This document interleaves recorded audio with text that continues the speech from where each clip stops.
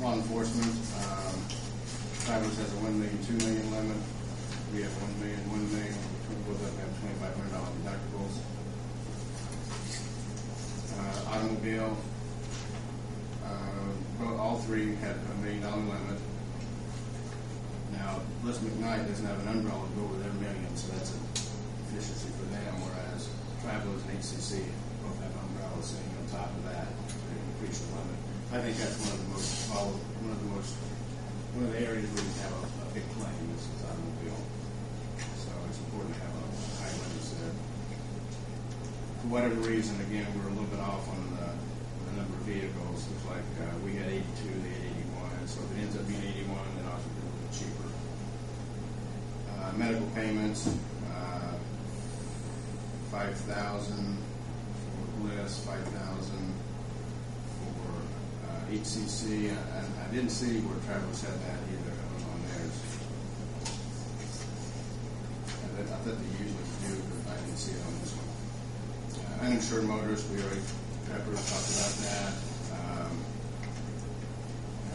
This is not correct. Bliss does not have uninsured motorists, so you can take that off. Bliss is the first column now, so that's nothing there. We have $1 million, and Travelers does not have any either. Again, a lot of people think, hey, we got workers' comp, why do we need uninsured motorists? However, I don't know, do the police take their vehicles home? Can they have their spouses riding the vehicle? Not supposed to. Not supposed to. Not supposed to. Okay. All right. They ever take prisoners in the vehicles?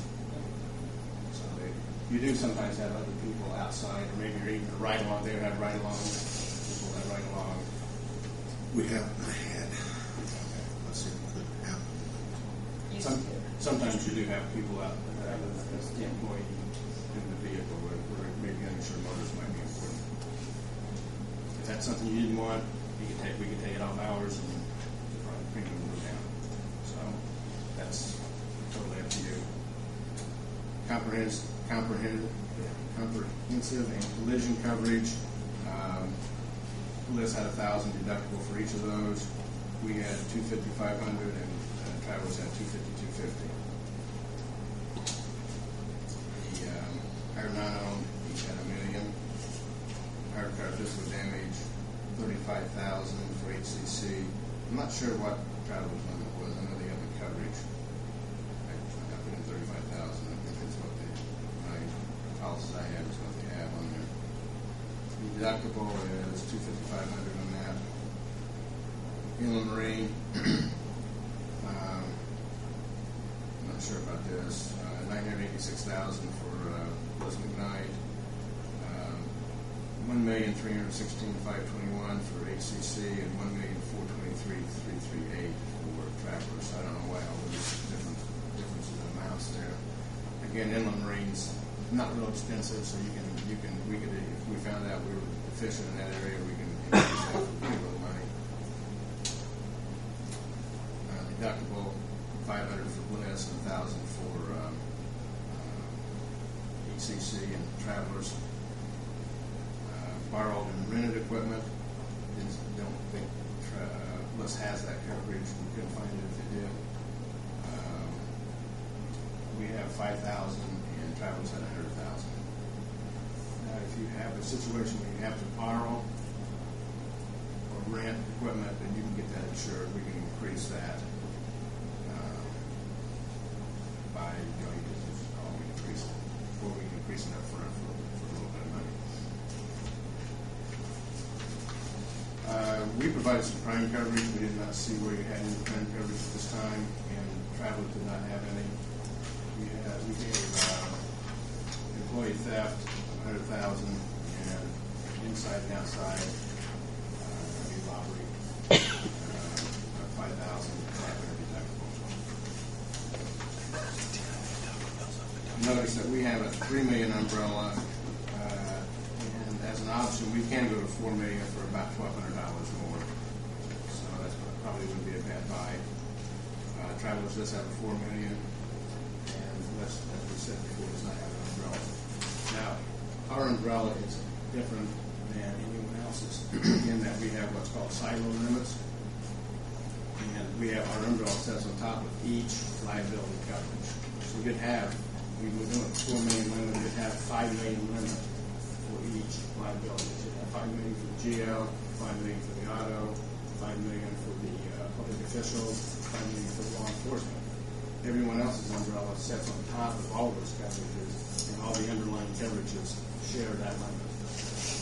So there's a big difference there in that one big loss can totally erode your umbrella when you have bad umbrella coverage. So that's an important advantage for ours.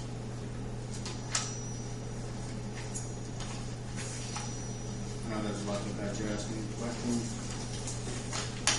You're getting blurry-eyed.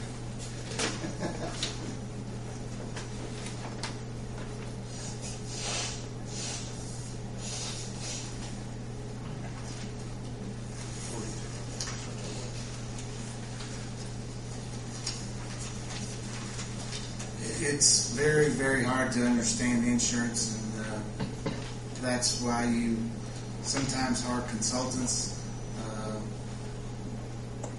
When you have a license, you can be a consultant or you can be an insurance salesperson. And I like to say the difference between an insurance salesperson and a consultant is one word: renewals. If you do renewals, you get paid every year. If you're a consultant, you get paid once. You still have the same liability either way. So we tried to make this a competitive situation, and I still believe in, and I'll say this again for everybody, that we should work on next year's property and general liability and all those coverages to come up at the same time, which is July 1, as your workers' comp. So with that said, I believe the best buy and the biggest difference is to go with HCC and buy the retroactive coverage, the nose coverage, the $1,200 for $1 more $1 million worth of coverage.